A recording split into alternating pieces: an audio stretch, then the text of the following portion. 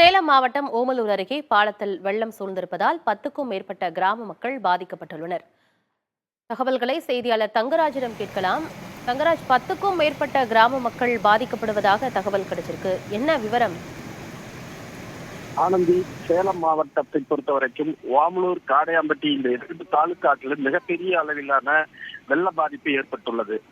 கடந்த 3 நாட்களாக இடைவிடாமல் தொடர்ந்து சேர்வராயன் மலை பகுதியில் பெய்த மழை ஒட்டுமொத்தமாக சேகாரமாகி மேற்கு மற்றும் கிழக்கு சரபங்கா ஆற்றில் கரை புரண்டு வெள்ளம் ஓடுகிறது.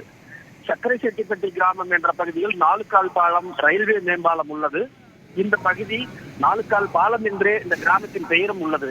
இந்த 4 கால் பாலத்தை கடந்து சிறு சிறு குக்கிராமங்கள் உள்ளன. அந்த பகுதியில் சுமார் 1000க்கும் மேற்பட்ட குடும்பத்தினர் வசித்து வருகின்றனர். அவர்கள் அனைவருமே விவசாய தொழில் செய்யும் விவசாயிகள். இந்த பகுதியை பொறுத்த வரைக்கும் இந்த 4 கால் பாலம் முழுக்க வெள்ளம் கரை புரண்டு ஓடுவதால் அந்த எதிர்ப்பகுதியில் உள்ள 10க்கும் மேற்பட்ட கிராமங்கள் இந்த பகுதிக்கு வர முடியாமலும் இங்கிருந்து அந்த பகுதிக்கு செல்ல முடியாமலும் பாதிக்கப்பட்டுள்ளனர். பல கிராமங்களை வெள்ளம் சூழ்ந்துள்ளது.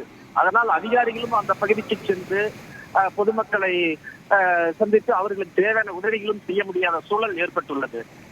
தற்போது 2 நாட்களாக நேற்றும் இன்றும் மழை பெய்யாமல் வெயில் அடிக்கும் சூழ்நிலையில் வெள்ளத்தின் வரத்து சற்று குறைந்து மாற்றுப் பகுதிகள் வழியாக மக்களை சந்தித்து அவர்களுக்கு தேவையான உதவிகளை செய்ய அதிகாரிகள் நடவடிக்கை எடுத்துள்ளனர். அதே போல மக்களும் மாற்றுப் பகுதி வழியாக ஓமலூர் மற்றும் சேலம் உள்ளிட்ட நகர பகுதிகளுக்கு சென்று வரும் சூழல் தற்போது ஏற்பட்டுள்ளது ஆனந்தி. ஆனால் விரைவாக இந்த பகுதிக்கு ஒரு ரயில்வே மேம்பாலத்தை கடந்து உயர்மட்ட மேம்பாலம் கட்டி கொடுக்க வேண்டும் என்பதே இந்த 10 கிராம மக்களின் கோரிக்கை மட்டுமின்றி சக்கரை செட்டிப்பட்டி மற்றும் சுற்றுவட்டார கிராமங்களை சேர்ந்த மக்களின் கோரிக்கையாகவும் உள்ளது ஆனந்தி. தகவல்களுக்கு நன்றி தங்கராஜ்.